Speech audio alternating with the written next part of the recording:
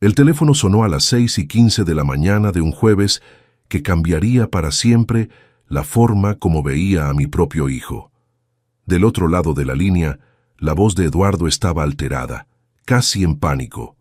«Papá, ¿dónde estás? Estoy rastreando tu carro y aparece en la frontera con Guatemala». Rastreando mi carro. Rastreando. Como si fuera un adolescente irresponsable, como si fuera un paquete de Mercado Libre, como si fuera propiedad suya. En ese momento, sentado en la orilla de la cama en mi departamento nuevo en la Ciudad de México, departamento que él no sabía que tenía, sentí que la sangre me subía a la cara de una manera que no había pasado en décadas. Era una mezcla de coraje, humillación y algo que un hombre de mi edad se resiste a admitir.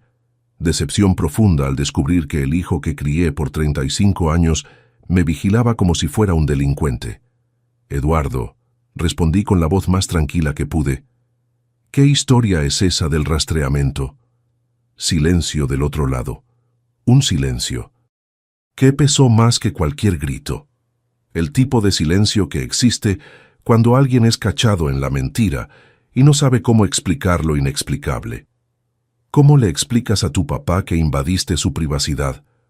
¿Cómo explicas que no confías en el hombre que te enseñó a andar en bicicleta, que te cargó cuando te lastimabas la rodilla, que trabajó doble turno para que nunca pasaras necesidades?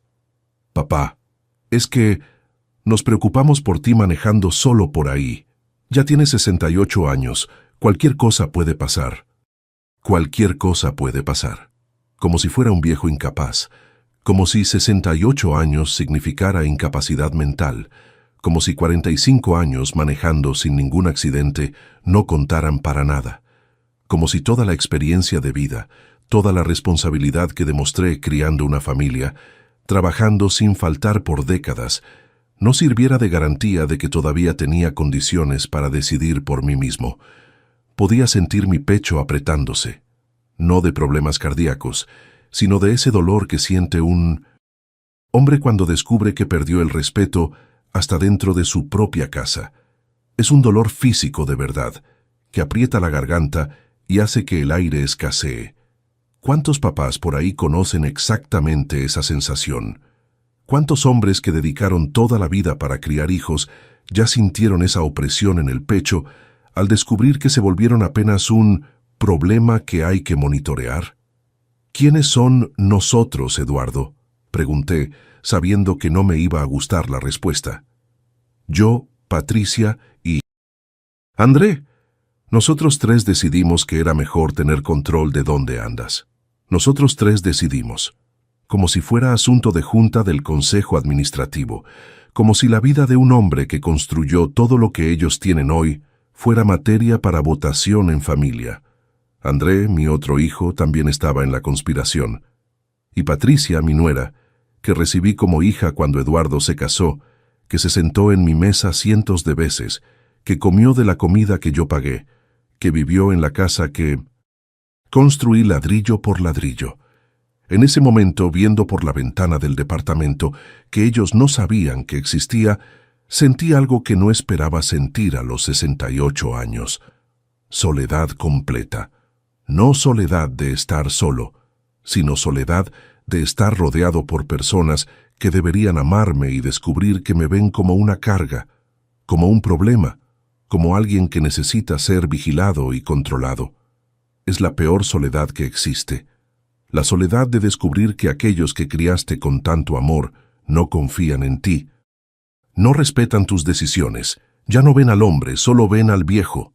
¿Lo peor de todo? Lo peor era recordar la conversación de 2 semanas atrás. Eduardo había aparecido en casa preocupado, diciendo que mi carro estaba haciendo unos ruidos raros, que necesitaba llevarlo urgentemente al taller. Papá, la seguridad primero, había dicho, con esa voz de hijo cuidadoso. Déjamelo a mí, conozco un taller bueno, le van a hacer una revisión general al coche. Y yo, como el padre confiado que siempre fui, entregué las llaves sin cuestionar. Confianza, una palabra que empezaba a tener sabor amargo en mi boca. Ahora entendía. La revisión había sido para instalar el rastreador. Ellos habían planeado vigilarme, Mi propio hijo había mirado mi cara, me había abrazado después de tomar las llaves, y todo ese tiempo estaba maquinando una forma de monitorearme. ¿Cómo se monta un plan para vigilar a un papá? ¿Cómo miras a los ojos del hombre que te crió y mientes descaradamente? ¿Cómo abrazas a alguien sabiendo que estás traicionando la confianza más básica que debería existir entre padre e hijo? Hay dolores que un hombre se traga por años, hasta que un día la garganta ya no aguanta más. Y esa mañana, con el teléfono en la mano y la voz de Eduardo todavía resonando del otro lado, sentí que mi garganta había llegado al límite. 40 años trabajando en construcción, 40 años despertándome antes del sol para mantener una familia, 40 años priorizando a los hijos en todas las decisiones importantes de la vida, y al final descubrir que me ven como alguien que no tiene capacidad de manejar su propia vida. Eduardo, dije después de un silencio que pareció durar una eternidad, necesitamos platicar. Y colgué el teléfono. ¿Ya sentiste que toda una vida de trabajo como papá valía menos que un capricho momentáneo de tu hijo? ¿Ya te preguntaste cuándo fue que el respeto que conquistaste en décadas de dedicación simplemente se evaporó? Porque en ese momento, sentado en la orilla de la cama, me preguntaba exactamente eso. Si ya sentiste que toda una vida de trabajo como papá valía menos que un capricho momentáneo de tu hijo, quédate conmigo hasta el final de esta historia, porque lo que pasó después de esa llamada me enseñó que un hombre solo pierde la dignidad cuando acepta ser tratado como incapaz, no como padre experimentado. Suscríbete al canal para no perderte los próximos relatos. Hay muchos papás por ahí que necesitan escuchar esto. Antes de continuar, si te gustan relatos reales como este, de historias que muestran que nunca es tarde para que un hombre recupere su valor, suscríbete al canal y activa la campanita, porque aquí no cuento historias de víctimas, cuento historias de hombres que decidieron reaccionar. Mi nombre es Roberto, tengo 68 años y necesito regresar un poco en el tiempo para que entiendas cómo llegué a ese momento, descubriendo que mis propios hijos me trataban como si fuera un aparato que necesitaba monitoreo constante, no un papá que dedicó décadas de su vida para criar a esos muchachos. Porque esta historia va a hacer que muchos papás repiensen lo que están aceptando en nombre del amor familiar. Soy Roberto Silva, 68 años, ingeniero civil jubilado. 40 años construyendo edificios, casas, puentes. 40 años despertándome a las 5 de la mañana, llegando a casa después de las 7 de la noche, fines de semana trabajando en proyectos extras para garantizar que mis hijos Eduardo y André no pasaran por ninguna necesidad que yo pasé cuando era niño. Mi papá murió cuando tenía 15 años y me prometí a mí mismo que mis hijos tendrían todas las oportunidades que yo no tuve. Durante 2 décadas fui el papá que estaba en todas las juntas de la escuela, aún saliendo directo de la obra con la ropa todavía sucia de cemento. El papá que despertaba en plena madrugada cuando se enfermaban, que los cargaba cuando tenían fiebre, que les ayudaba con la tarea en la mesa de la cocina después de un día entero de trabajo pesado. ¿Cuántas veces salí de una obra bajo el sol quemante para llegar a casa y todavía tener energía para ayudar con la tarea de matemáticas? ¿Cuántas veces rechacé trabajos extras en los fines de semana porque había prometido llevar a los muchachos al parque? Eduardo nació en 1989, André en 1992. 3 años de diferencia que hicieron que viviera 2 mundos de la paternidad casi simultáneamente. Cuando Eduardo estaba aprendiendo a caminar, André todavía estaba en pañales. Cuando Eduardo entró a la primaria, André estaba dejando el biberón. Fueron años intensos, años donde mi esposa Carmen y yo vivíamos en una rutina pesada pero feliz. Ella trabajaba como maestra de primaria, yo en la construcción, y juntos logramos dar a los muchachos todo lo que considerábamos importante: educación, seguridad, amor y límites en la medida correcta. Carmen falleció en 2015, cáncer de mama que descubrimos demasiado tarde. 8 años ya, y todavía la extraño cada mañana cuando despierto. Ella era el equilibrio de la casa, la diplomática de la familia. Cuando los muchachos hacían algo malo, yo era el que perdía la paciencia primero. Ella era la que lograba platicar con ellos y hacerles entender dónde se habían equivocado. Después de que se fue, sentí que perdí no solo a la esposa, sino también a la persona que me ayudaba a ser mejor papá. Los primeros años después de la muerte de Carmen fueron los más difíciles de mi vida. Eduardo estaba casado desde hacía 2 años con Patricia, André todavía soltero, estudiando administración. Ellos fueron un apoyo en ese periodo. Eduardo me llamaba todos los días para saber cómo estaba. André venía a almorzar a casa los fines de semana para hacerme compañía. Sentí que, a pesar de la pérdida de su mamá, la familia se había unido aún más. Era una sensación buena, de que había criado hijos que entendían la importancia de cuidar al papá viudo. Eduardo trabajaba como representante comercial de una empresa de material eléctrico.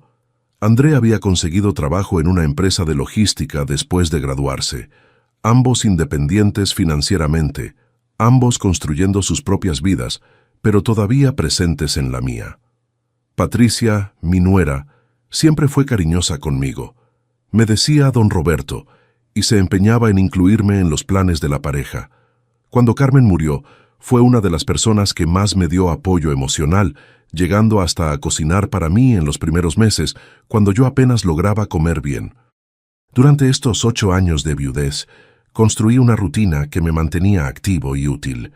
Me jubilé de la empresa, pero seguí haciendo algunos trabajos como consultor. Pequeños proyectos residenciales, remodelaciones para amigos, nada muy pesado, pero suficiente para mantenerme ocupado y todavía generar un ingreso extra. Siempre me gustó trabajar con las manos, resolver problemas prácticos, ver el resultado concreto de mi esfuerzo. Quedarme parado nunca fue una opción para mí. Mi casa es un dúplex, que yo mismo diseñé y construí en los años 90, en la colonia Roma Norte, en la Ciudad de México. 3 recámaras, 2 baños, sala amplia, cocina integral, patio con un taller en el fondo donde guardo mis herramientas y trabajo en pequeños proyectos. Fue ahí donde les enseñé a los muchachos a cambiar una regadera, a arreglar una llave, a usar un taladro. Fue ahí donde pasamos tardes enteras armando aeromodelos, arreglando bicicletas, construyendo cosas juntos. El taller siempre fue mi lugar de paz, donde me sentía completamente en mi elemento. En los últimos años, noté que los hijos empezaron a tratar algunas cuestiones de mi vida con una preocupación que me molestaba, pero que interpretaba como cuidado legítimo. Comentarios sobre que estuviera manejando solo a ciudades del interior para hacer presupuestos de obras. Sugerencias para que me la llevara más tranquilo con los trabajos. Preguntas constantes sobre mi salud, mi alimentación, mi rutina. En ese tiempo, pensé que era cariño genuino de hijos que se preocupaban por el papá viudo. Eduardo tuvo su primer hijo, Gustavo, en 2019. Me volví abuelo a los 63 años, una de las sensaciones más maravillosas que he experimentado. Ese bebé trajo una energía nueva para toda la familia. Me volví el abuelo presente, ese que va por él a la escuela cuando los papás no pueden, que lo lleva al parque los fines de semana, que le enseña a andar en bicicleta. Gustavo hoy tiene 4 años y es mi mayor alegría. Cuando corre a abrazarme, gritando, «Abuelito», siento que toda la vida valió la pena. Andrés se casó el año pasado con Juliana, muchacha simpática que conoció en el trabajo. La boda fue bonita. Yo pagué buena parte de la fiesta como regalo para la pareja. Fue una inversión pesada para mí, pero vale cualquier sacrificio ver a un hijo feliz. Juliana todavía se está acostumbrando a la familia, pero parece ser buena muchacha, educada, respetuosa. Durante todos estos años mantuve una vida social activa. Juego dominó con un grupo de amigos jubilados todos los martes y jueves en el club. Participo en un grupo de caminata los sábados por la mañana. Frecuento la iglesia los domingos, donde ayudo ocasionalmente con pequeñas reparaciones del edificio. No soy un hombre aislado o deprimido. Tengo mis pasatiempos, mis amigos, mi rutina. Manejar siempre fue algo natural para mí. Tengo licencia desde hace 50 años. Nunca me involucré en ningún accidente serio. Nunca me multaron por imprudencia. Mi carro es un Nissan Sentra 2018. Bien conservado, servicios al día, llantas nuevas. Lo compré seminuevo con la liquidación del retiro. Es un carro seguro, económico, cómodo para los viajes que hago para visitar obras en el interior o para ir a visitar a mi hermano en Guadalajara. Siempre cuidé bien mis carros, así como cuidé bien todo en mi vida. Casa, familia, trabajo, salud. En los últimos 2 años empecé a notar que las visitas de los hijos estaban cambiando de naturaleza. Antes eran visitas espontáneas, para almorzar, para platicar, para alivianar la nostalgia. Ahora parecían visitas de inspección. Eduardo llegaba y miraba el refrigerador para ver si me estaba alimentando bien. André observaba si había tomado las medicinas para la presión. Patricia verificaba si la casa estaba limpia, si estaba cuidando mi higiene personal. Pequeñas cosas que en ese tiempo interpreté como celo familiar, pero que hoy entiendo que eran señales de que me estaban viendo de forma diferente.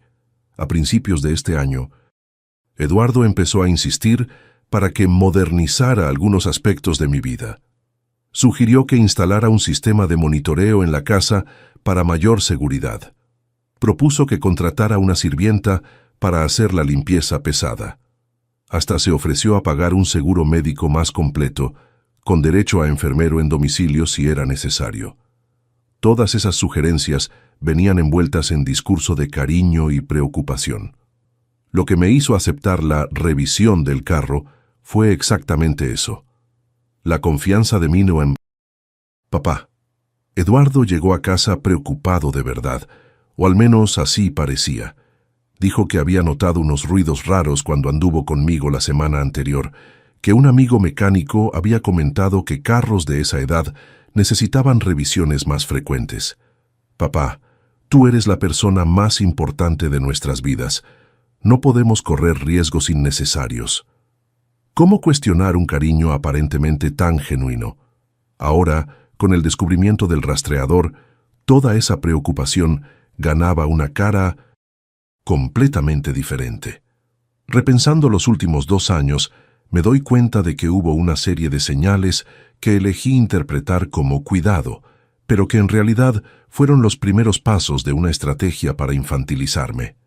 La primera señal que debería haberme alertado pasó durante el cumpleaños de Gustavo, mi nieto, en marzo del año pasado.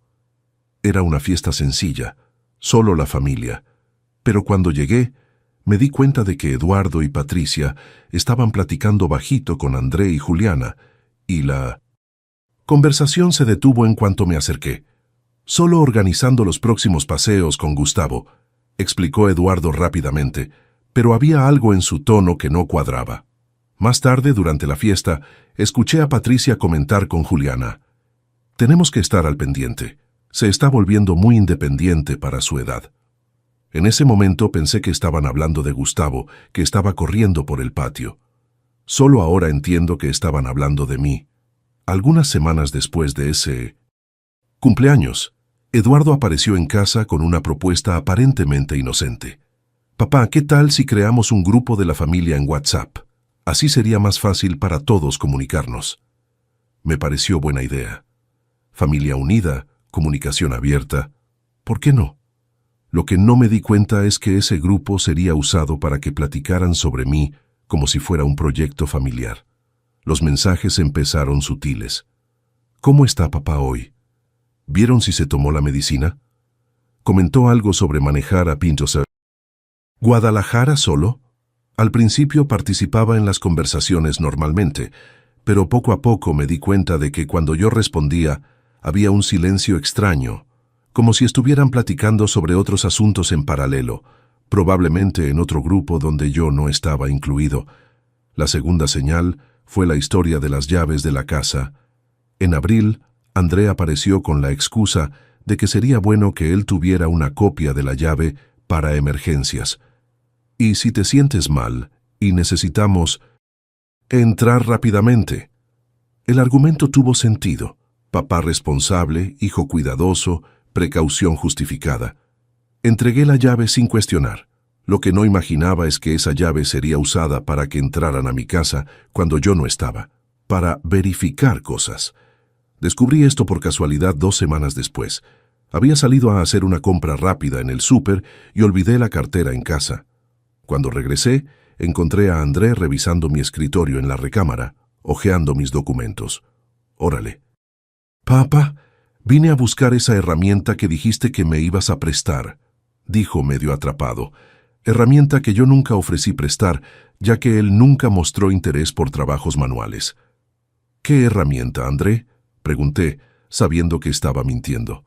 Ah, ese desarmador grande que tienes en el taller, respondió, pero estaba en mi recámara, revisando mis papeles, no en el taller del fondo. En ese momento, sentí una punzada de desconfianza, pero era mi hijo. ¿Cómo sospechar maldad cuando el historial siempre había sido de amor y respeto? Junio trajo la tercera señal más evidente. Eduardo sugirió que modernizara mi cuenta de banco, instalando la app del banco en el celular para facilitar las transferencias. Papá, hoy en día todo mundo usa lo digital. Es más práctico, más seguro. Me ayudó a instalar la aplicación, a registrar las contraseñas, a configurar todo. Ahora usted puede hacer cualquier movimiento directo del celular. Lo que no me dijo es que, al configurar la app como usuario principal en mi teléfono, él también recibiría notificaciones de todos los movimientos de la cuenta. Descubrí esto algunas semanas después, cuando comenté con don Juan, mi vecino jubilado del banco, sobre las facilidades de la app. Roberto, ¿sabías que cuando alguien configura como usuario principal, toda la información queda compartida con quien hizo la configuración? No, no sabía. Nadie me contó esa parte. Regresé a casa y revisé. Eduardo estaba recibiendo el estado de cuenta de todos mis movimientos bancarios, compras en el súper, pagos de servicios, retiros, transferencias, todo. Mi vida financiera se había vuelto transparente para él sin que yo lo supiera. Cuando lo confronté sobre eso, dijo, «Papá, es solo para asegurarnos de que nadie se esté aprovechando de usted. Hay muchos fraudes a adultos mayores hoy en día». Fraudes a adultos mayores. Primera vez que usaba la expresión adulto mayor, refiriéndose a mí. Como si 66 años significaran incapacidad mental. Como si 40 años de experiencia lidiando con dinero, presupuestos, inversiones, no valieran nada. Como si fuera un niño que necesita supervisión financiera. La cuarta señal fue la historia del médico geriatra. En agosto, Patricia apareció con una tarjeta de cita médica programada. «Don Roberto, le programé una cita con un especialista en salud del adulto mayor. Es importante hacer un chequeo completo a esta edad». Geriatra. Otra palabra que dolió como un puñetazo en el estómago. ¿Cuándo dejé de ser Roberto para volverme adulto mayor? Fui a la cita porque realmente creía que se preocupaban por mi salud. El médico, doctor Enrique, era competente y respetuoso, pero durante la consulta me di cuenta de que ya tenía información sobre mí que solo podría haber venido de mis hijos. Sabía sobre mi rutina, sobre mis hábitos, sobre mi vida social. «Sus hijos son muy cuidadosos», comentó. Me pasaron un reporte bien detallado sobre su día a día. Reporte. Mis hijos habían hecho un reporte sobre mi vida para entregar al médico, como si fuera incapaz de hablar por mí mismo sobre mi propia salud, como si no pudiera ser confiable para relatar mis síntomas, mis dificultades, mi condición física real. La quinta señal fue el cambio en el trato durante las reuniones familiares. Comidas de domingo que antes eran conversaciones entre adultos empezaron a tener un tono infantilizante. «Roberto, ¿te acordaste de tomar la medicina hoy? Roberto, ¿no crees que ya comiste mucha azúcar esta semana? Roberto, evitemos manejar de noche, ¿no es mejor?» Preguntas hechas frente a todos, como si fueran recordatorios públicos de mi supuesta incapacidad de manejar mi propia vida. Septiembre trajo la sexta señal.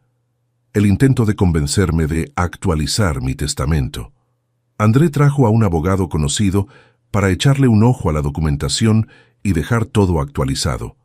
En la conversación quedó claro que la preocupación no era con aspectos legales, sino con garantizar que supieran exactamente qué estaba a mi nombre, cuáles eran mis bienes, cuál sería la división. Es mejor dejar todo organizado, ¿no, papá? ¿Organizado para quién? Durante esa reunión, me di cuenta de que sabían detalles de mi vida financiera que nunca había compartido. Sabían sobre la cuenta de ahorros que mantenía en otro banco. Sabían sobre el departamento que había comprado como inversión. Sabían hasta sobre los valores que recibía de los trabajos de consultoría.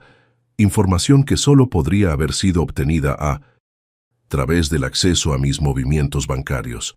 La séptima señal fue la presión para que simplificara mi vida. Eduardo empezó a sugerir que vendiera la casa y me fuera a vivir a un departamento más chico, más práctico para la edad. André apoyaba, diciendo que una casa de 3 recámaras era mucho trabajo para una persona sola. Patricia completaba argumentando que departamentos más chicos eran más seguros y más fáciles de mantener. Lo que ellos no sabían es que yo ya había comprado un departamento. Exactamente con ese pensamiento. No para vender la casa, sino para tener una opción, un plan B, un lugar que fuera completamente mío y donde pudiera tener privacidad total. Usé dinero de trabajos extras y ventas de algunos equipos viejos.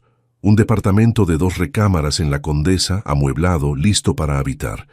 Mi secreto, mi refugio, mi plan de escape en caso de que la vida en la casa se volviera insostenible.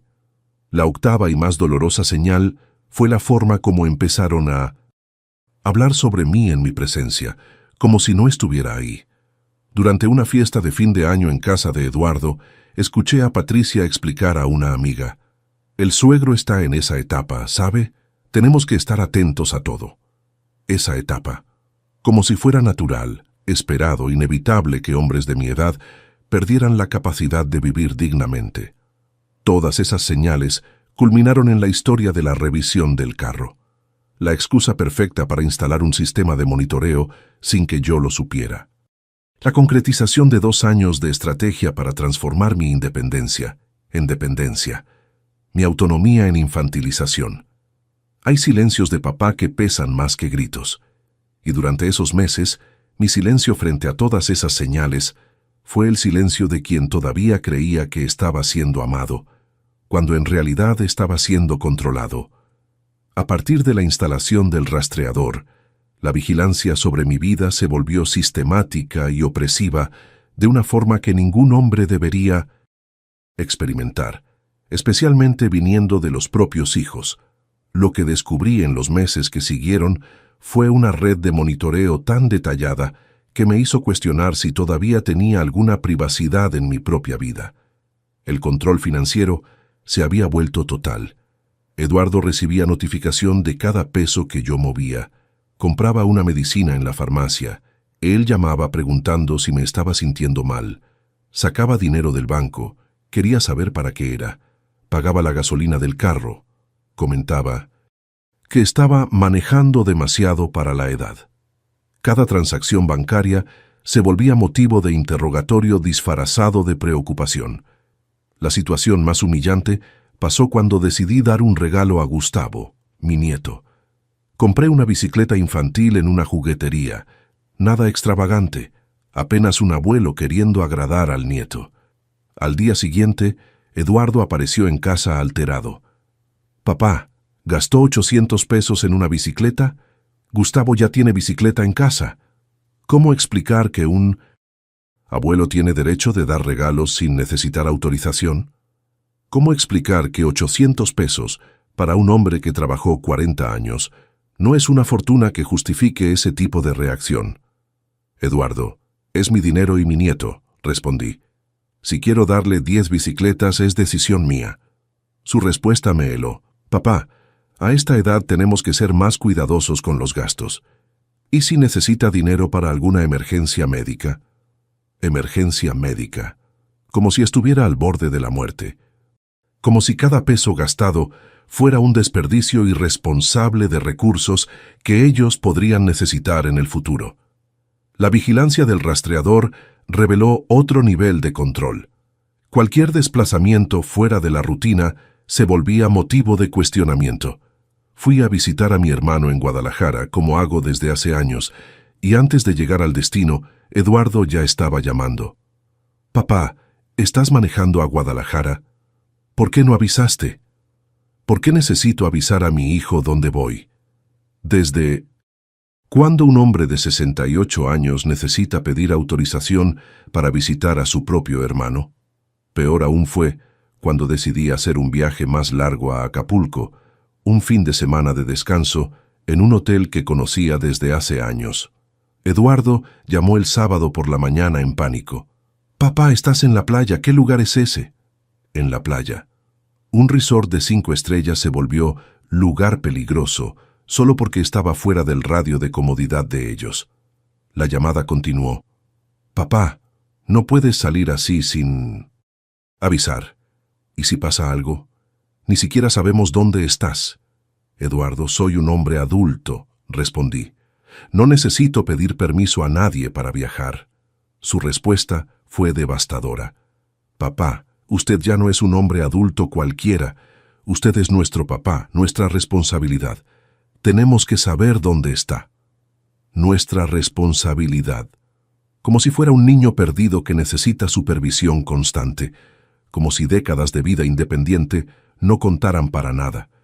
Como si el hecho de ser papá significara renunciar a ser hombre, a ser individuo, a tener autonomía sobre la propia vida. La manipulación psicológica era sutil, pero constante.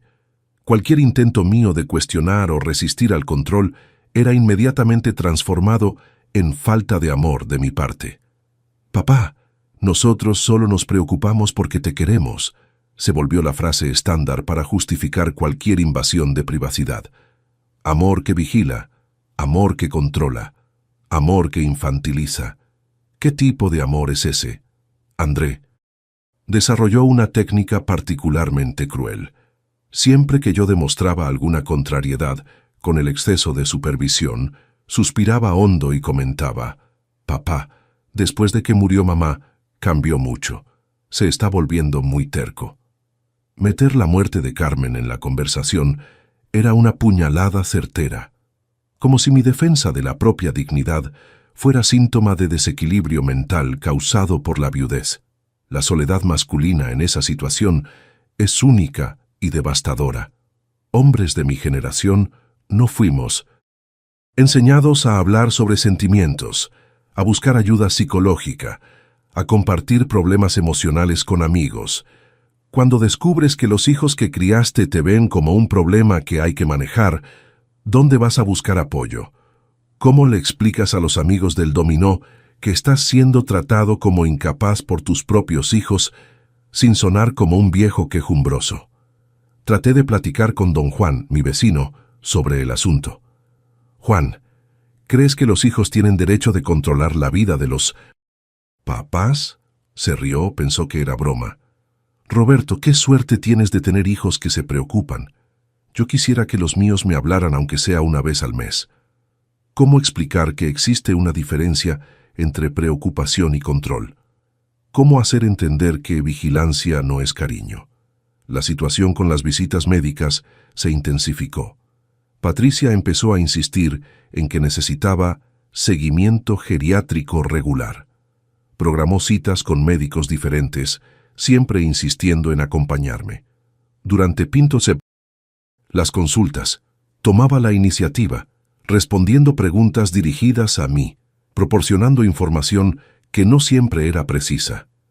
«Doctor, ha estado olvidando mucho las cosas últimamente», decía, aún sabiendo que mi memoria estaba perfecta. «Se ha perdido manejando», mentira completa. «No se ha cuidado bien en la alimentación», siendo que mi refrigerador siempre estaba organizado y mi salud al día. Era una narrativa construida para justificar la necesidad de supervisión médica que no necesitaba. El médico, doctor Enrique, llegó a sugerir que pasara por una evaluación neuropsicológica. «Solo por precaución, señor Roberto, es normal a esta edad, otra vez, como si 68 años fuera sinónimo de incapacidad mental. Hice las pruebas para demostrar que estaba mentalmente capaz. Resultado: absolutamente normal en todas las funciones cognitivas. Pero ni eso disminuyó la vigilancia. La presión para que simplificara mi vida se intensificó. Eduardo trajo folletos de 1960 residenciales para adultos mayores, solo para conocer las opciones. Andrés sugirió que contratara a una cuidadora, solo para ayudar con las actividades domésticas. Patricia insistía en que necesitaba un servicio de entrega de medicamentos a domicilio, para garantizar que no se le olvide tomarlos. Cada sugerencia venía envuelta en cariño aparente, pero el objetivo era claro: reducir mi independencia, aumentar mi dependencia de ellos. Querían que los necesitara para todo, para saber dónde estaba, para controlar lo que gastaba, para decidir a dónde iba, para manejar mi salud, para organizar mi casa. El momento más doloroso de esa fase fue durante una comida de domingo en casa de Eduardo. Gustavo, mi nieto, estaba jugando en el patio y se lastimó levemente la rodilla. Instintivamente me levanté para consolarlo, como siempre hice. Eduardo me detuvo por el brazo. «Tranquilo, papá, déjame que yo me encargo». Como si ya no tuviera competencia ni para consolar a mi propio nieto. Gustavo me miró sin entender por qué el abuelito no podía ayudarlo. En ese momento, sentado en la mesa del domingo, viendo a mi hijo impedir que consolara a un niño, entendí que había perdido completamente el respeto dentro de la propia familia. Ya no era visto como el patriarca, como el abuelo experimentado, como el hombre que construyó todo aquello. Era visto como un riesgo, como alguien que puede hacer algo malo, como una persona que necesita ser protegida de sí misma. La dificultad específica de hombres adultos mayores para admitir que están siendo maltratados es real y profunda. Nuestra generación fue criada para resolver problemas, para ser fuerte, para liderar la familia. Admitir que estás siendo controlado por los propios hijos es admitir falla como hombre, como papá, como líder. Es reconocer que la jerarquía familiar se invirtió de una forma humillante. Durante ese periodo, mi sueño se volvió irregular. Despertaba a las 3 de la madrugada pensando en cómo llegamos a ese punto. Cómo los muchachos que enseñé a andar en bicicleta ahora me tratan como si ya no supiera manejar. Cómo los hijos que cargué cuando tenían miedo de la oscuridad ahora piensan que necesito supervisión para atravesar la vida. La soledad de descubrir que ya no eres respetado por las personas que más amas en el mundo es un dolor que físicamente duele en el pecho. Es el dolor de perder el lugar en tu propia historia, de ver tu experiencia de vida ser desconsiderada, de sentir que tu valor como hombre se redujo a cero. Existe una soledad específica de hombre que crió hijos que después se volvieron extraños.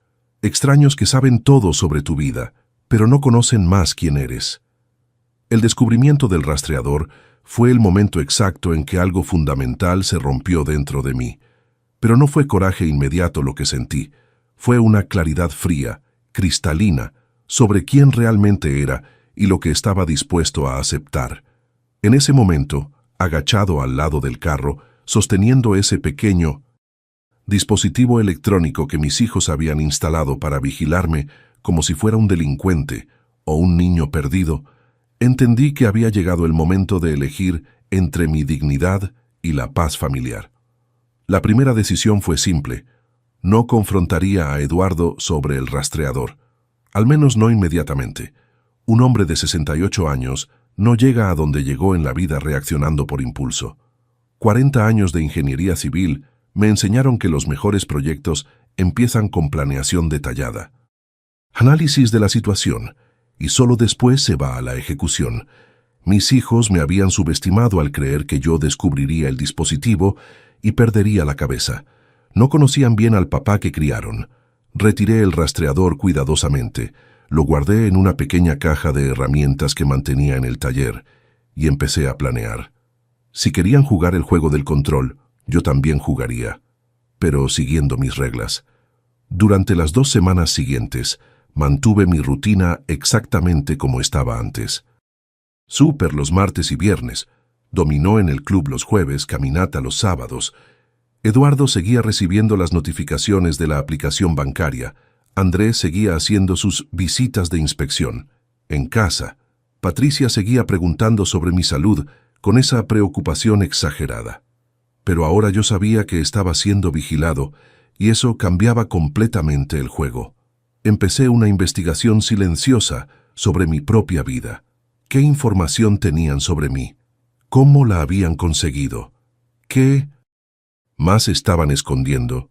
El primer descubrimiento fue que Eduardo había solicitado un estado de cuenta completo de mi cuenta bancaria de los últimos 2 años. Fui al banco y pregunté directamente: ¿mi hijo Eduardo estuvo aquí recientemente pidiendo información sobre mi cuenta? La respuesta me dejó furioso. Sí, señor Roberto. Dijo que usted estaba teniendo algunos problemas de memoria y que la familia necesitaba darle seguimiento a los movimientos. Problemas de memoria. Eduardo había mentido al banco, había inventado una condición médica para justificar el acceso a mi información financiera. Eso ya no era exceso de celo, era fraude. Era mi propio hijo construyendo una narrativa falsa sobre mi capacidad mental para conseguir acceso a datos que no le pertenecían. El segundo descubrimiento fue aún más grave. André había estado en mi casa al menos 6 veces en los últimos 2 meses, siempre cuando yo no estaba. Descubrí esto platicando con doña Rosa, mi vecina, que comentó casualmente: «Roberto, qué bueno que tus hijos te visitan tanto. El otro día vi a Andrés saliendo de tu casa con una carpeta en la mano. Carpeta en la mano. ¿Qué carpeta? ¿Qué documentos había llevado? Llegué a casa y fui directo al escritorio. Mis documentos estaban todos ahí, aparentemente intactos, pero organizados de forma ligeramente diferente de como siempre los dejaba. Alguien había revisado, fotografiado, sacado copias. André había transformado mi casa en oficina de investigación, recolectando información sobre mi vida como si fuera un detective privado contratado para espiar a un sospechoso. El tercer descubrimiento fue sobre el doctor Enrique, el geriatra. Llamé al consultorio y pregunté si podía agendar una cita de rutina. La secretaria respondió: «Claro, señor Roberto. Sus hijos ya llamaron esta semana queriendo agendar la consulta mensual». Consulta mensual. Estaban agendando citas médicas para mí, sin mi conocimiento, creando una rutina de seguimiento geriátrico como si fuera un paciente con demencia. Fue en ese momento que tuve la claridad completa de la situación. Mis hijos no solo estaban siendo sobreprotectores, estaban construyendo sistemáticamente un caso para declararme incapaz. Cada visita al médico, cada olvido reportado por Patricia, cada preocupación sobre mi manejo, todo estaba siendo documentado para justificar una futura tutela, una futura incapacitación legal. El coraje que sentí en ese momento no era el coraje caliente y explosivo que sientes cuando alguien te ofende. Era un coraje frío, calculado, de hombre traicionado de la peor forma posible. Mis propios hijos estaban intentando robarme no solo mi autonomía, sino mi capacidad legal de decidir sobre mi propia vida. Esa noche, sentado en el taller del fondo, mirando las herramientas que acumulé a lo largo de décadas de trabajo, tomé la decisión más importante de los últimos años. No sería víctima. No aceptaría ser tratado como incapaz. No permitiría que destruyeran mi dignidad en nombre del amor familiar. Si querían guerra, tendrían guerra, pero sería una guerra peleada en mis términos. El primer paso de mi plan fue el más creativo. El rastreador viajaría por el mundo sin mí. Conocía a un trailero, Sebastián, que hacía rutas internacionales para una empresa de exportación. Una mañana, cuando se detuvo en la gasolinera, donde siempre carga antes de los viajes largos, me acerqué a él con una propuesta inusual. «Sebastián, necesito un favor. ¿Puedes llevar este objeto pequeño pegado debajo de tu tráiler durante el próximo viaje?» Le expliqué resumidamente la situación, y él, hombre experimentado que entiende de familias complicadas, se rió y aceptó de inmediato. «Roberto, esto es cosa de telenovela. Claro que lo llevo». ¿Para dónde va este chisme? Guatemala, Honduras, El Salvador. Mientras más lejos, mejor. Pegamos el rastreador debajo del chasis del tráiler con cinta doble cara industrial. Eduardo pasaría las próximas semanas pensando que me había vuelto loco y... decidido a hacer un road trip por Centroamérica, manejando día y noche sin parar. Mientras mi carro viajaba por el continente, empecé la segunda fase del plan: documentar todo lo que habían hecho. Fotografié los estados de cuenta bancarios que Eduardo había solicitado sin mi autorización. Grabé conversaciones donde André mentía sobre haber visto cosas en mi casa que justificarían preocupación médica. Anoté fechas y horarios de todas las visitas de inspección que hicieron en mi ausencia. Busqué a un abogado especializado en derecho familiar y derecho del adulto mayor. El doctor Marcos fue directo. Señor Roberto, lo que sus hijos están haciendo puede ser caracterizado como abuso contra la persona adulta mayor e intento de fraude para conseguir tutela indebida. Usted tiene derecho de demandar tanto civil como penalmente. Doctor, por ahora no quiero demandar a nadie, solo quiero protegerme y dejar claro que no soy la persona incapaz que están tratando de pintar. El doctor Marcos me orientó sobre cómo proceder. Reunir todas las evidencias de mi pleno discernimiento mental, hacer evaluaciones médicas independientes y, principalmente, documentar todos los abusos que venía sufriendo. Hice una batería completa de exámenes médicos con profesionales elegidos por mí, no por mis hijos. Exámenes neurológicos, psicológicos, cardiológicos, todo lo necesario para probar científicamente que estaba en perfectas condiciones físicas y mentales. Los resultados fueron inequívocos. Hombre de 68 años. Con salud excelente, capacidad cognitiva perfecta, ningún signo de demencia o incapacidad mental. La tercera fase del plan fue la más difícil emocionalmente. Aceptar que necesitaba alejarme de la familia temporalmente para preservar mi dignidad. El departamento que había comprado como inversión se volvería mi nueva casa. Un lugar donde sería completamente libre, completamente independiente, completamente respetado como el hombre adulto que siempre fui.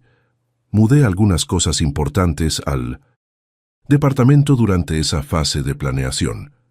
Documentos personales, algo de ropa, objetos de valor sentimental. Todo hecho discretamente, durante los momentos en que sabía que no me estaban vigilando.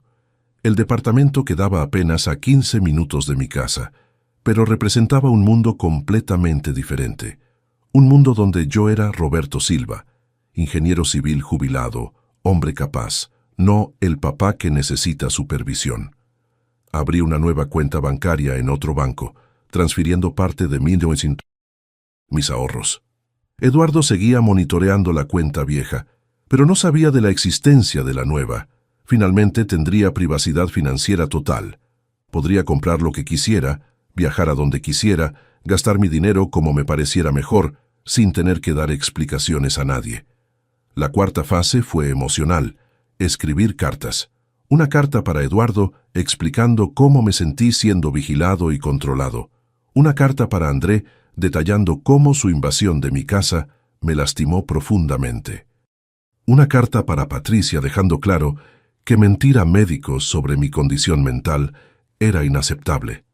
Y una carta especial para Gustavo, mi nieto, explicando que el abuelito necesitaba alejarse por un tiempo para cuidar cosas importantes, pero que seguiría siempre siendo su abuelito, que lo quiere más que nada. Durante esas 2 semanas de planeación, Eduardo llamó varias veces, confundido sobre mi ubicación. «Papá, ¿dónde estás? El rastreador muestra que estás en Guatemala. Debe ser algún problema del carro, mijo. Tal vez alguna interferencia electrónica». Era técnicamente verdad. Había un problema con mi rastreador y había interferencia en la capacidad de ellos de controlarme. La víspera de la ejecución del plan, me senté en el porche de mi casa una última vez como habitante de esa propiedad que construí con mis propias manos. La casa donde crié a mis hijos, donde viví con Carmen por más de 20 años, donde acumulé memorias de una familia que un día fue feliz y unida. Era doloroso dejar ese lugar, pero era necesario para recuperar quién realmente era. Cuando un papá es traicionado por su propia sangre, la cicatriz atraviesa generaciones. Pero a veces, para que una cicatriz sane bien, es necesario primero limpiar completamente la herida. Y eso era exactamente lo que estaba a punto de hacer. La llamada de Eduardo a la mañana siguiente fue exactamente como había previsto, pero aún así me causó una mezcla de satisfacción y dolor. Satisfacción por ver que el plan estaba funcionando perfectamente. Dolor por tener que ver a mi propio hijo en pánico completo al descubrir que había perdido el control sobre mí. «Papá, ¿dónde estás? Estoy rastreando tu carro y aparece en la frontera con Guatemala». La voz de él estaba alterada de una forma que nunca había escuchado. Era miedo genuino, pero no miedo de que algo malo me hubiera pasado. Era miedo de haber perdido el poder de vigilarme. «Eduardo», respondí con la voz más tranquila que pude. «¿Qué historia es esa? ¿Del rastreador?» Dejé que el silencio pesara. Quería que tuviera que explicar, que tuviera que admitir en voz alta lo que había hecho. «Papá, es que nos preocupamos por ti manejando solo por ahí. Ya tienes 68 años, cualquier cosa puede pasar». «¿Quiénes son nosotros, Eduardo?» Mi voz salió más fría de lo que pretendía, pero era exactamente el tono necesario para ese momento. Yo, Patricia y André. Nosotros tres decidimos que era mejor tener control de dónde andas. Nosotros tres decidimos. La confesión estaba hecha. Mis 2 hijos y mi nuera se habían reunido para tomar decisiones sobre mi vida como si fuera propiedad de ellos, como si fuera un niño que necesita supervisión constante. «Eduardo, ¿dónde estás ahorita?» «Estoy en casa, papá». «¿Por qué?» «Toma tu carro y ven acá. Llega en exactamente 1 hora. Tenemos que platicar». Y colgué. La primera consecuencia de mi plan fue verlos corriendo. Eduardo llegó a casa 40 minutos después, claramente nervioso, seguido de cerca por André, que había sido llamado a las prisas. Entraron a mi casa como si fuera una operación de rescate, mirando alrededor como si esperaran encontrar señales de que me había vuelto loco. «Papá, ¿está bien? Estábamos preocupados». André empezó, pero levanté la mano para interrumpirlo. «Siéntense». Mi tono no admitía discusión. Se sentaron en el sillón de la sala como 2 muchachos que saben que hicieron algo malo y están a punto de ser confrontados.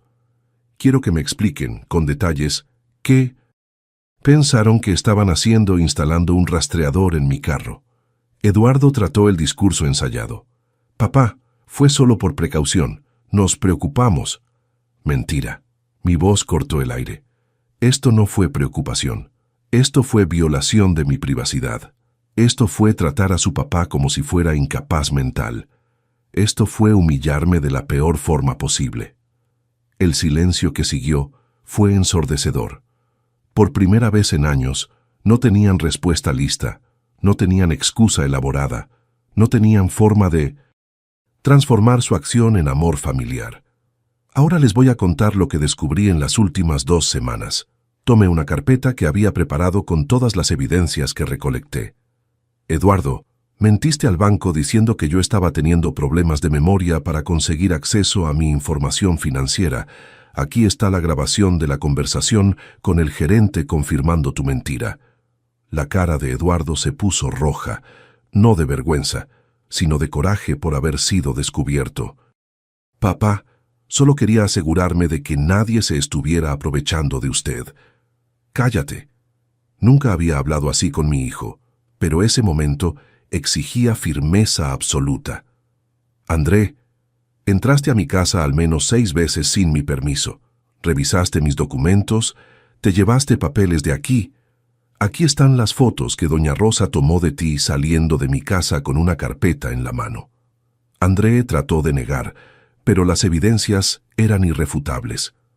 «Papá, solo estaba verificando que todo estuviera bien». «¿Verificando qué?» «Mi casa siempre estuvo impecable, mi organización siempre fue perfecta, mi vida siempre estuvo bajo control. Ustedes no estaban verificando nada. Ustedes estaban recolectando información para declararme incapaz. La bomba había sido soltada. Eduardo y Andrés se miraron con una expresión que confirmaba mi sospecha. Realmente estaban construyendo un caso para una futura tutela. Patricia, continué, aun sabiendo que ella no estaba presente, mintió a 3 médicos diferentes sobre mi condición mental. Inventó síntomas que no tengo, reportó comportamientos que nunca demostré, creó una narrativa falsa sobre mi salud. Tengo aquí los resultados de todos los exámenes que me hice por mi cuenta. Exámenes neurológicos, psicológicos, cardiológicos. Resultado: hombre de 68 años en perfecta condición física y mental. Mostré los resultados. Documentos oficiales, firmados por médicos reconocidos, atestiguando mi completa capacidad. La expresión en sus caras cambió de defensiva a derrotada. Sabían que habían perdido. Ahora les voy a explicar las consecuencias de lo que hicieron. Mi voz estaba firme, controlada, pero cargada de una autoridad que no ejercía desde hacía años. Primero, me mudé. Ya no vivo aquí. Esta casa está vacía desde ayer. El shock fue inmediato.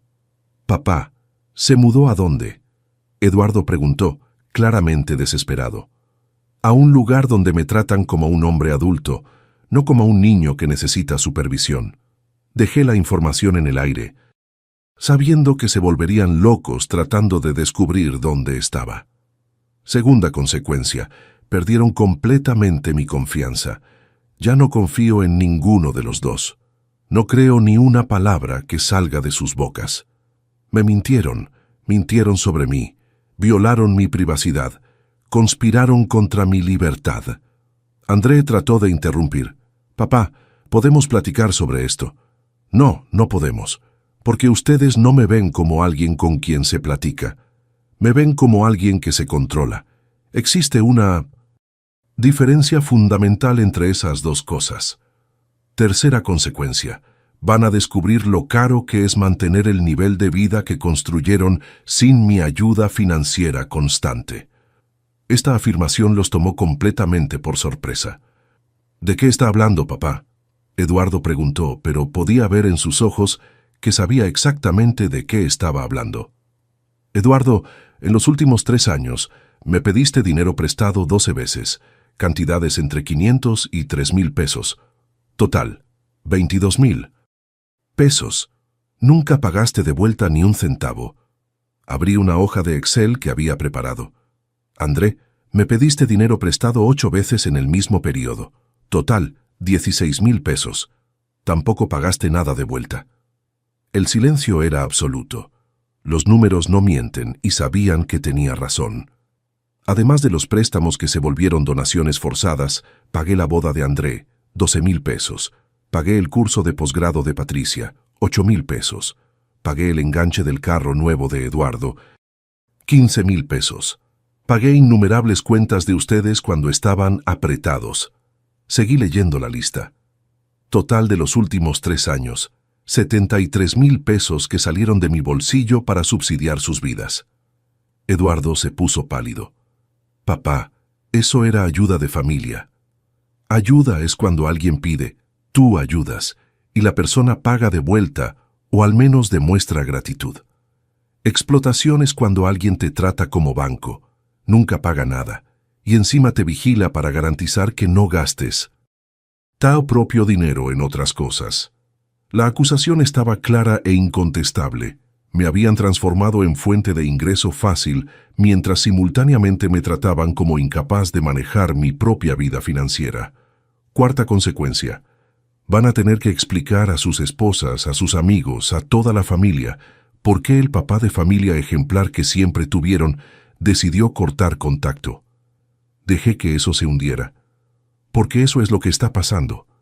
Estoy cortando contacto con ustedes hasta que demuestren que pueden tratarme como el hombre que soy, no como el problema que piensan que me volví. André explotó. «Papá, esto es una locura. Somos su familia. Familia que me respeta es una cosa. Familia que me explota financieramente mientras me vigila como si fuera criminal es otra cosa completamente diferente. Mi voz subió ligeramente, pero mantuve el control. Ustedes eligieron tratarme como proyecto familiar en vez de tratarme como papá. Ahora van a lidiar con las consecuencias de esa elección. La quinta consecuencia fue la más devastadora para ellos. Eduardo, André, van a descubrir que esos 22,000 y 16,000 pesos que nunca pagaron de vuelta hacen mucha falta cuando tienen que pagar sus propias cuentas sin poder recurrir al papá banco. Eduardo intentó una última jugada emocional. ¿Y Gustavo, papá? ¿Va a abandonar a su nieto por esto? La pregunta dolió, pero estaba preparado para ella. Gustavo es inocente en toda esta historia. Cuando ustedes estén listos para tratarme con respeto, cuando entiendan que ser papá no significa renunciar a ser hombre, ahí sí podremos platicar sobre las visitas de él. Hice una pausa. Pero mientras me vean como alguien que puede ser peligroso para un niño, como dejaron bien claro al impedir que consolara a mi propio nieto cuando se lastimó, no hay conversación. La sexta y última consecuencia fue práctica. Las llaves de la casa, devuélvanlas ahorita. Entregaron las llaves en silencio. El acceso a mi cuenta bancaria fue cancelado. La aplicación fue desinstalada. Nunca más van a tener información sobre dónde estoy, qué estoy haciendo, cuánto estoy gastando, con quién estoy saliendo. Papá, ¿cómo vamos a saber si está bien? Eduardo preguntó, y por primera vez en la conversación había un dolor genuino en su voz. De la misma forma que sabrían si fuera cualquier otro hombre adulto de mi edad. Cuando yo decida ponerme en contacto con ustedes. Me levanté de la silla. Ahora salgan de mi casa. Tengo cosas que hacer. Salieron en silencio, derrotados, confundidos, por primera vez en su vida adulta, enfrentando consecuencias reales para acciones que siempre consideraron justificadas. En la puerta, Eduardo se volteó. Papá, ¿cuánto tiempo va a durar esto? Esto va a durar hasta que aprendan que Roberto Silva no es un problema que hay que resolver. Es un hombre que merece respeto. Y cerré la puerta. Algunas semanas después, empezaron las consecuencias reales para ellos. Eduardo tuvo que pedir un préstamo al banco para cubrir gastos que normalmente yo financiaba. André descubrió que mantener un departamento sin la ayuda ocasional del papá era más caro de lo que pensaba. Patricia tuvo que explicar a sus amigas por qué su suegro ya no aparecía en las reuniones familiares. Lo más doloroso para ellos fue cuando Gustavo empezó a preguntar por qué el abuelito ya no iba a visitarlos. Eduardo me contó después que su hijo lloraba, preguntando si había hecho algo malo para que el abuelo no lo quisiera más. Esa fue la primera grieta en su narrativa de que estaban protegiendo la familia.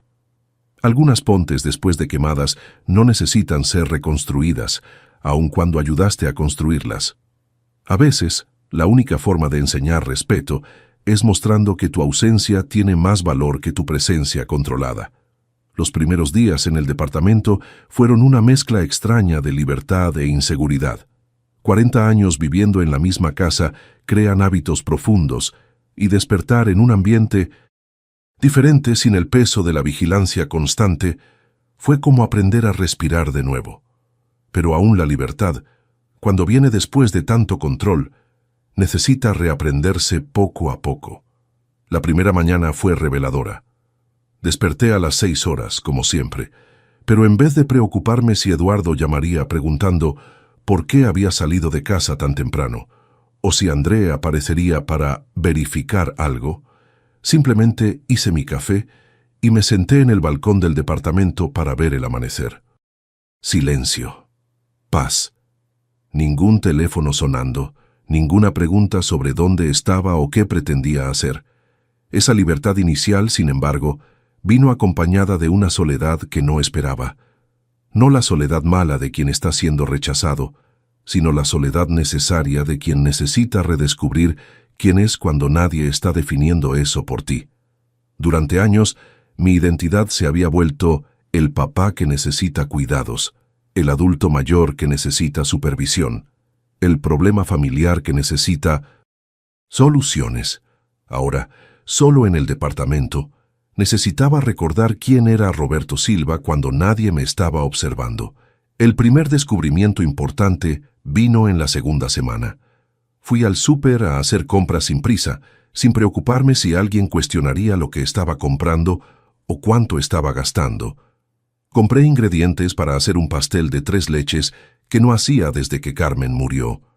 No porque no supiera, no porque no fuera capaz, sino porque en los últimos años cualquier actividad en la cocina se volvía motivo de preocupación. Papá, cuidado con la estufa. Papá, no se le olvide apagar el gas. Como si 40 años de vida adulta no contaran para nada.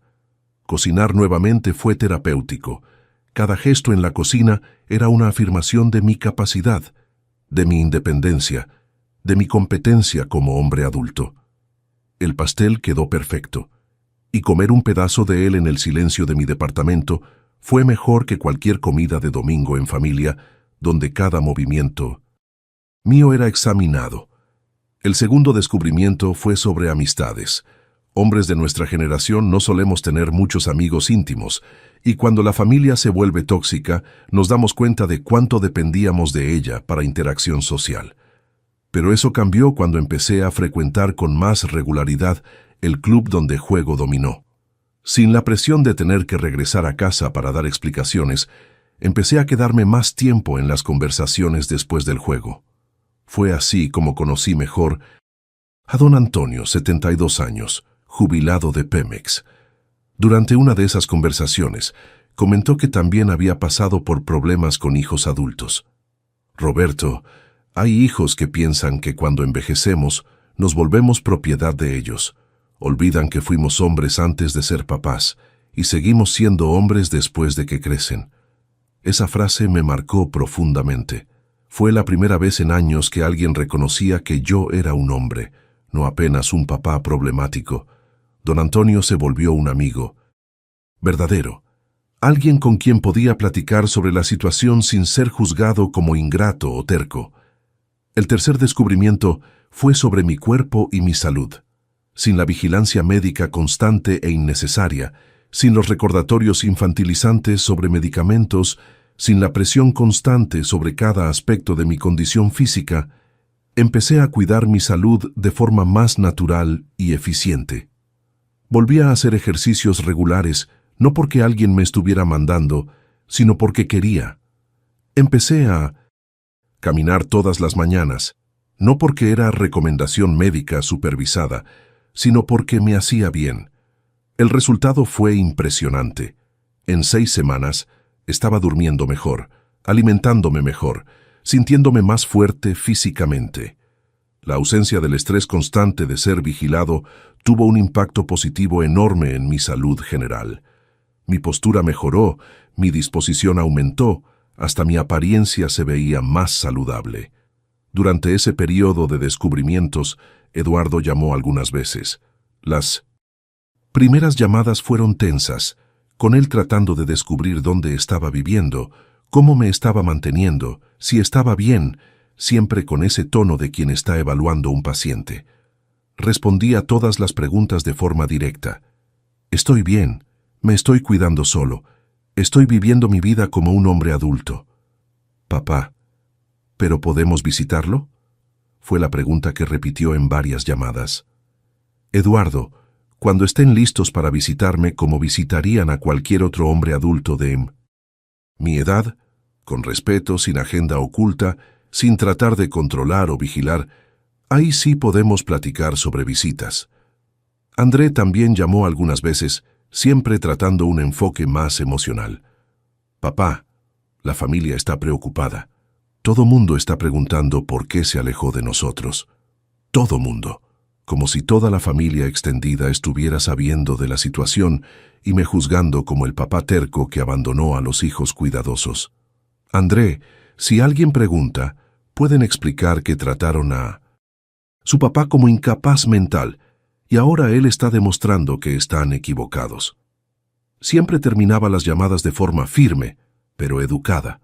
No quería alimentar el drama familiar, pero tampoco quería dar espacio para manipulación emocional.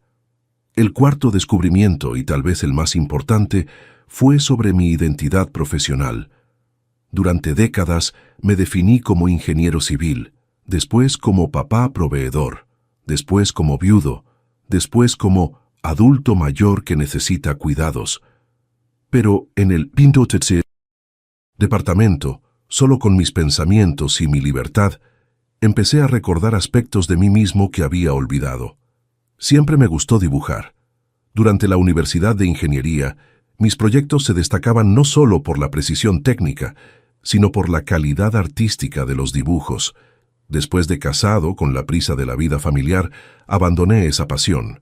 Ahora, a los 68 años, compré un conjunto de lápices de dibujo y papel de calidad, y volví a dibujar. Los primeros intentos fueron frustrantes. 40 años sin práctica dejan la mano dura, la percepción oxidada. Pero la paciencia que aprendí en la ingeniería me ayudó a persistir. Después de algunas semanas, estaba creando dibujos de arquitectura por placer, no por trabajo. Planos de casas que me gustaría construir, proyectos de muebles que me gustaría hacer, esquemas de remodelaciones que me parecían interesantes. Este redescubrimiento del dibujo trajo de vuelta una parte de mí que había perdido. El hombre creativo, el profesional apasionado por lo que hace, el individuo que tiene intereses y talentos más allá del papel de papá y proveedor. Eduardo y André nunca supieron que dibujaba por placer. Para ellos, yo era apenas el papá ingeniero que construyó nuestra casa. Ahora, estaba recordando que era mucho más que eso. El quinto descubrimiento fue sobre viajes, sin tener que dar explicaciones sobre dónde iba, cuándo regresaría, por qué estaba viajando. Volví a explorar lugares que siempre quise conocer.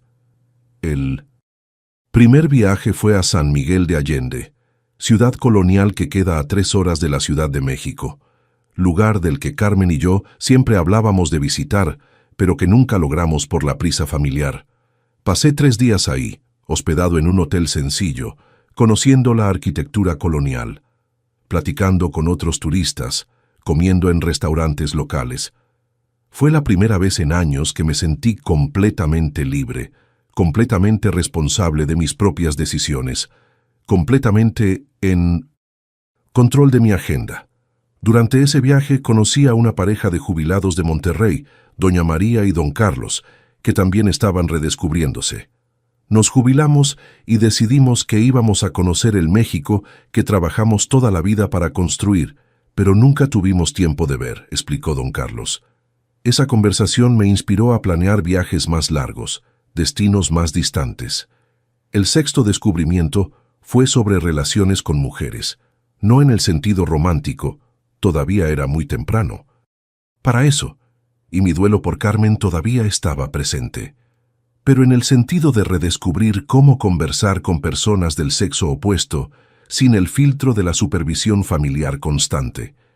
En la iglesia, en el club, en los lugares que frecuentaba, empecé a tener conversaciones naturales con mujeres de mi edad, sin preocuparme si Eduardo o André iban a interpretar eso como señal de que papá se está confundiendo.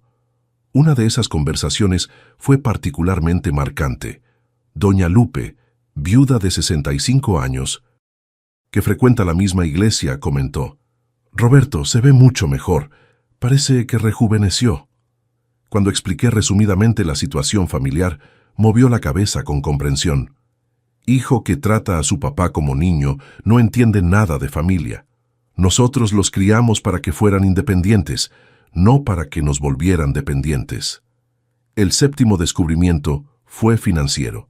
Sin los préstamos constantes para Eduardo y André, sin los gastos extras con regalos exagerados para compensar la culpa de ser tratado mal, mi situación financiera mejoró drásticamente. Por primera vez en años, logré ahorrar dinero significativo mensualmente. Eso me dio una sensación de seguridad que había perdido. No seguridad financiera apenas, sino seguridad existencial. La certeza de que lograba manejar mi vida completamente solo, que no necesitaba a nadie para tomar decisiones sobre mi dinero, mi tiempo, mis prioridades. 2 semanas antes de completar 2 meses en el departamento, pasó algo inesperado. Gustavo, mi nieto, apareció en la portería del edificio acompañado de Eduardo. El portero llamó. «Señor Roberto, hay un niño aquí preguntando por su abuelito». Bajé para encontrar a Gustavo corriendo a abrazarme, llorando. «Abuelito, ¿por qué ya no vas a nuestra casa? Te extrañé». El abrazo de ese muchacho de 4 años me quebró por dentro. Toda la fuerza que había construido durante esos meses tembló por un momento. Eduardo se quedó atrás, visiblemente emocionado también. Papá no paraba de preguntar dónde estaba. Yo lo traje para ver si estaba todo bien. En ese momento, agachado abrazando a mi nieto, entendí que el renacimiento no significa cortar todos los lazos, significa rediseñar los límites, redefinir las condiciones, pero sin perder lo que realmente importa. «Gustavo», dije sosteniendo su carita entre mis manos, «el abuelito no se perdió. El abuelito solo necesitaba aprender algunas cosas importantes sobre ser respetado». Miré a Eduardo. «Y cuando tu papá también aprenda, ahí sí podremos volver a ser una familia de verdad». El mismo hombre que cargó al hijo en los hombros un día se ve sin suelo para pisar, pero a veces, para encontrar suelo firme nuevamente, es necesario primero aprender a volar solo. Hoy, 6 meses después de esa mañana en que descubrí el rastreador, escribo estas reflexiones sentado en el balcón de mi departamento, viendo el atardecer de un jueves cualquiera en la Ciudad de México. La diferencia es que ahora este atardecer es mío, observado en mis términos, en mi tiempo, sin nadie preguntando por qué estoy parado contemplando el horizonte en vez de estar haciendo algo más útil para mi edad. Estos 6 meses me enseñaron que existe una diferencia fundamental entre envejecer y ser envejecido por otros.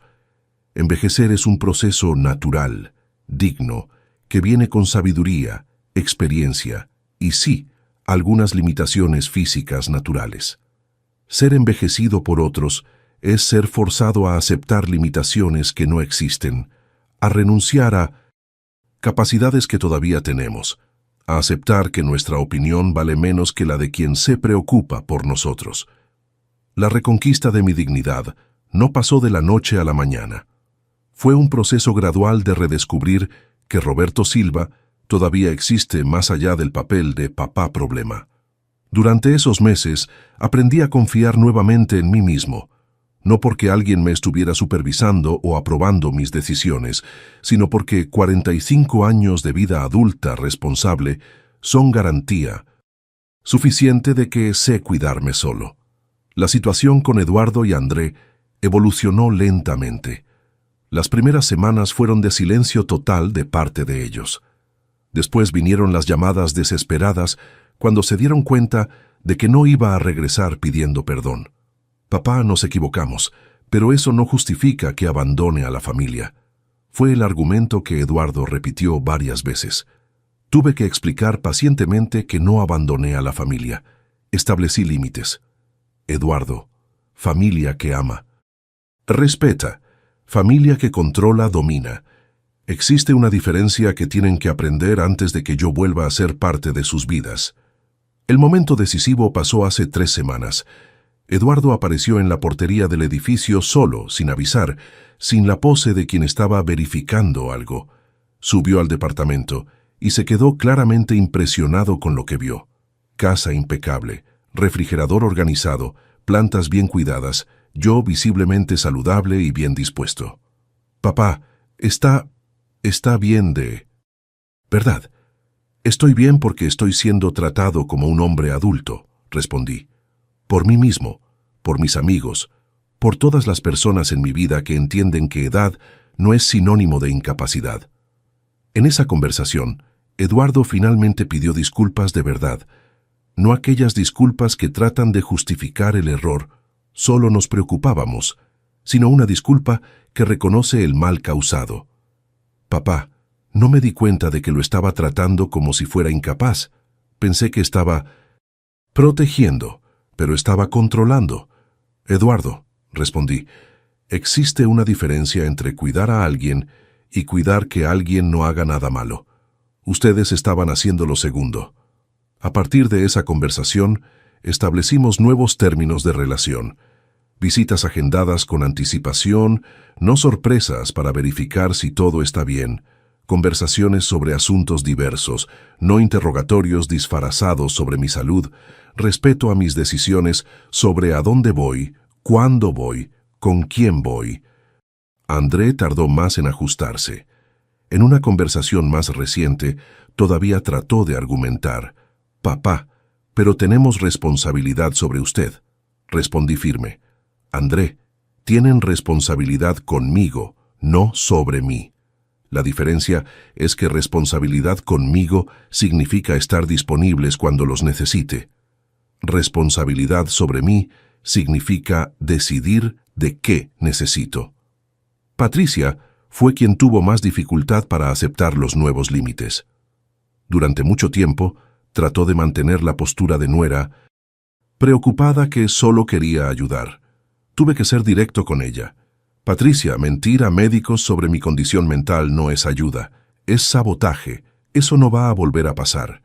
Finalmente entendió que la relación familiar tenía reglas nuevas. Gustavo, mi nieto, se adaptó rápidamente al nuevo formato.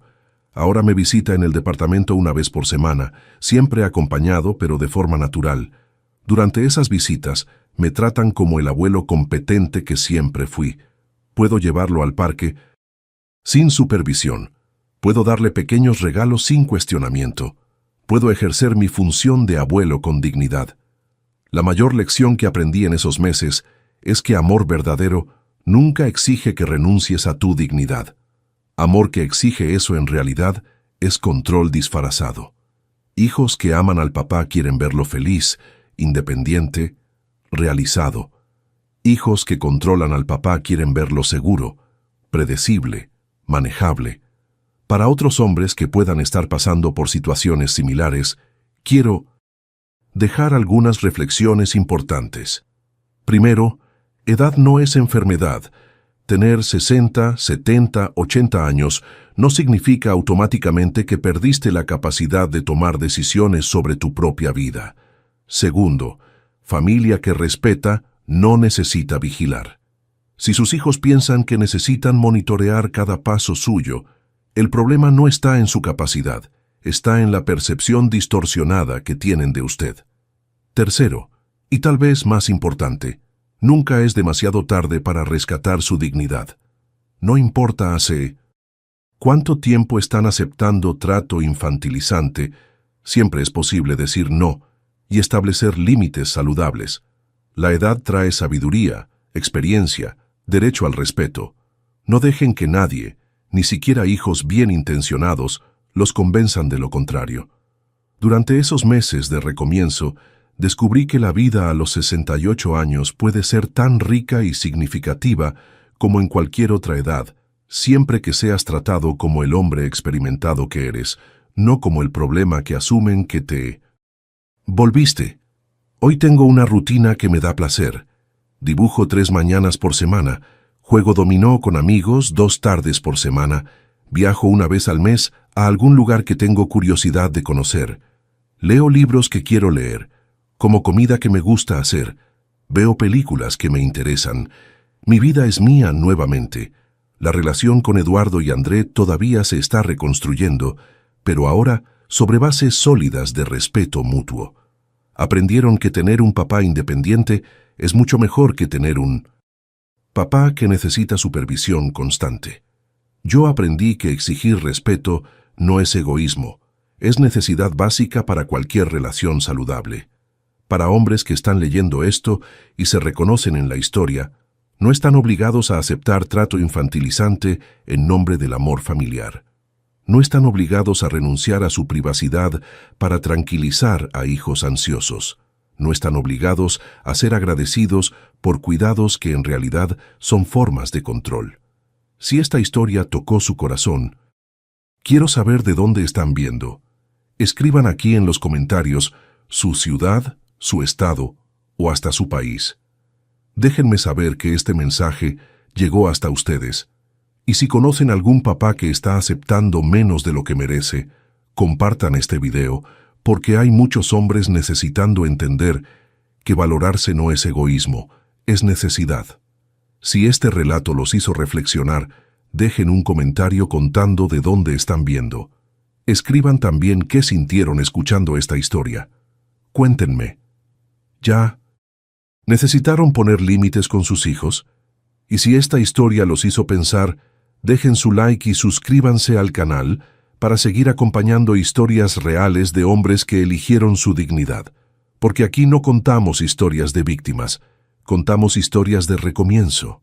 Un abrazo desde la Ciudad de México. Y recuerden, ustedes construyeron mucho más que una familia. Construyeron un hombre que merece respeto. ¿Cuántas veces nosotros, hombres, nos tragamos la falta de respeto en nombre de la paz? ¿Cuántos papás están financiando su propia humillación? Yo aprendí a los 68 años que un hombre no necesita aceptar migajas de quien recibió un banquete de oportunidades, que ser papá no significa ser explotado, y que nunca, pero nunca, es demasiado tarde para que un hombre se levante y exija el respeto que siempre mereció.